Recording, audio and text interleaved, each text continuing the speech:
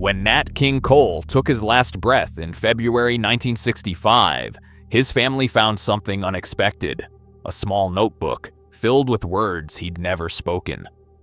Inside was the secret he'd protected his entire life, the one thing he couldn't let the world see until he was gone. Because if this was ever found while he was alive, everything would have ended. Nat King Cole wasn't just a voice. He was a bridge between two worlds that refused to meet. In the 1950s and early 60s, he became the first African-American man to host a national television variety show. He performed in venues that had never allowed black artists to enter through the front door. He sang love songs that made white audiences forget, for just a moment, the color of his skin. But that forgetting came at a cost. Behind the velvet voice and the perfect smile, Nat was living a double life. To white America, he was safe, elegant, non-threatening, the kind of black entertainer they could welcome into their living rooms. To black America, he was something else entirely: a symbol, a disappointment, a traitor. The notebook his daughter Natalie found wasn't a diary. It was a collection of unsent letters. Letters to civil rights leaders who'd called him out. Letters to club owners who'd made him perform for segregated crowds.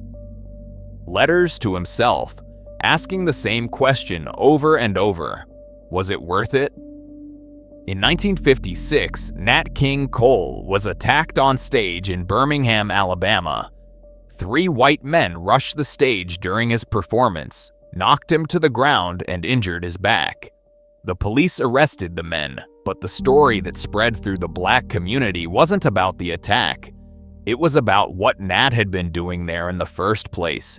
He'd been performing for a whites-only audience.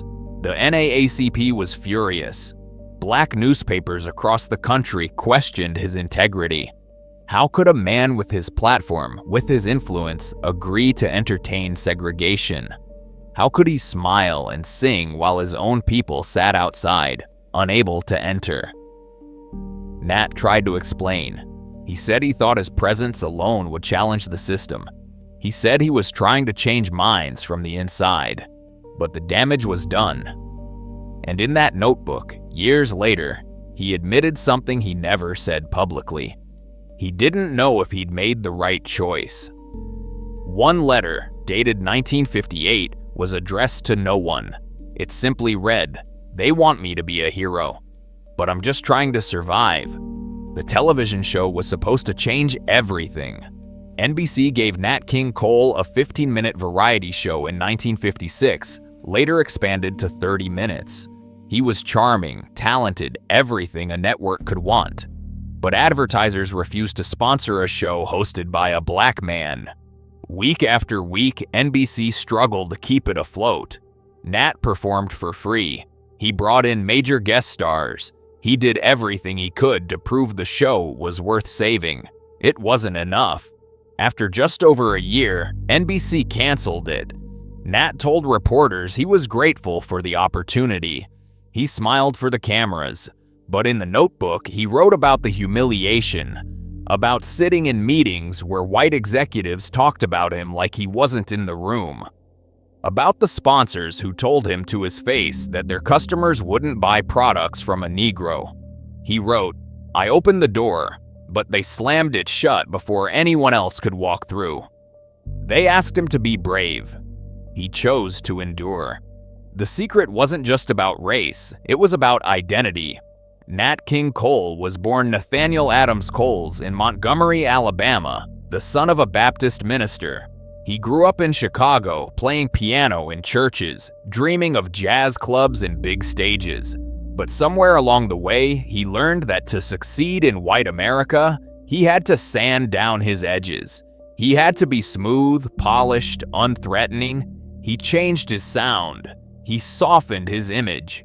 He became the Nat King Cole that white audiences loved and that some black audiences resented. In the notebook, he wrote about watching other black artists, men like Harry Belafonte and Sidney Poitier, speak out boldly against injustice. He admired them. He envied them. but he couldn't do what they did. He had a family to support, a career that could vanish overnight if he said the wrong thing. He'd already been attacked once. He knew what could happen. One entry, undated, simply said, "I chose survival over bravery. I'm not sure I can forgive myself for that." But this is where the story changes, and this part was never meant to be public. Nat had been giving money away, quietly, for years. Large sums, donated to civil rights organizations under different names. He funded legal defenses for activists. He paid for housing for families displaced by racist violence. He covered medical bills for people injured in protests. He did it all anonymously because he knew that if the white establishment found out, his career would be over. His daughter Natalie discovered canceled checks tucked between the pages, letters of thanks from organizations that never knew who their benefactor really was, receipts for donations that totaled hundreds of thousands of dollars, money he gave while struggling to keep his own show on the air. He wrote, "If I can't be the voice, maybe I can be the hand that lifts others up." By 1964, Nat King Cole was exhausted. The television show had been canceled years earlier. He was still performing, still recording, but something inside him had shifted. He'd started smoking heavily, packs a day, a habit that friends said seemed almost self-destructive. He looked tired in photos from that time. The smoothness was cracking. In December 1964, he was diagnosed with lung cancer. Advanced, aggressive. He had months, maybe weeks.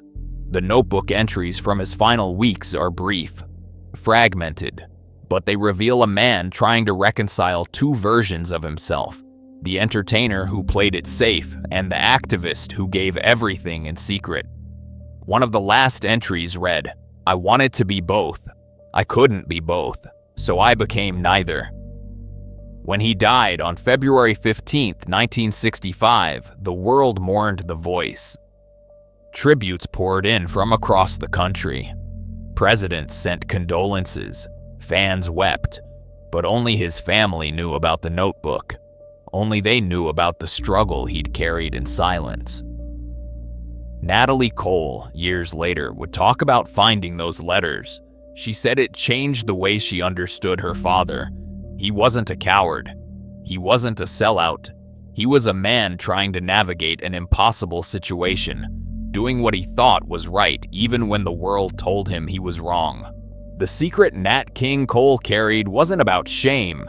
It was about sacrifice, about the quiet, invisible work of trying to change a world that didn't want to change, about the cost of being the first, the only, the one who had to smile even when everything inside him was breaking.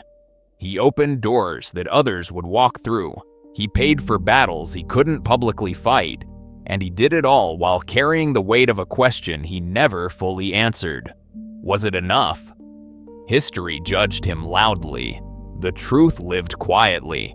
The notebook is still kept by the Cole family, private, sacred. A reminder that sometimes the greatest secrets aren't sins.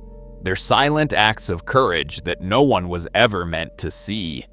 Do you think survival can be its own form of courage? Write it below.